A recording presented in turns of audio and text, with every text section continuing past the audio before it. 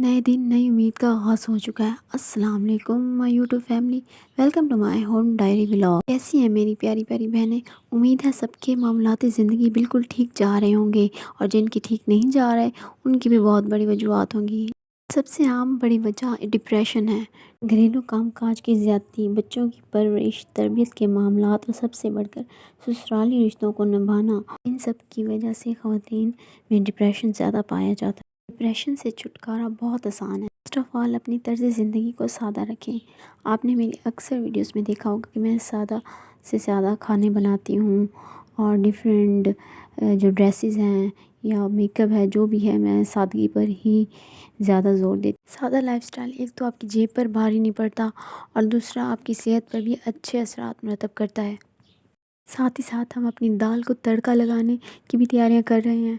दूसरी हांडी में दाल भी बॉईल हो रही है। तो सेकंड स्टेप जो आपका होना चाहिए एग्ज़ाइटी से छुटकारा का, वो होना चाहिए आपके जनाब रहन सहन और मिजाज में तब्दीली। जी हाँ, अपने रहन सहन पर आप तवज्जो दें, अपने मिजाज में नरमाहट लाएं। मिजाज में गर्मी से आपके बच्चे, आपका शौहर और ख़ासकर आपका घर मुतासिर होता है, जिसके लिए आप तिनका तिनका जमा करके अपना घर बनाती हैं। मैं ये नहीं कह रही कि आप खुद पर जबर करके अपने गुस्से और नाराज़गी का इजहार ना करें, लेकिन उसको मुनासिब अल्फाज में अपने मुनासिब तरीके से आप समझाएं। अपने गुस्से और नाराज़गी का इजहार इस तरह करें कि आगे वाला आपकी बात अच्छे से समझ सके और आपके मसाइल का हल भी निकल आए।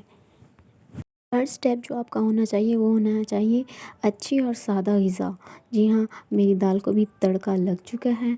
इसी तरह आप भी सादा सादा ग़िज़ाओं का इस्तेमाल करें, फ्रूट्स का इस्तेमाल करें, पानी का ज़्यादा से ज़्यादा इस्तेमाल करें।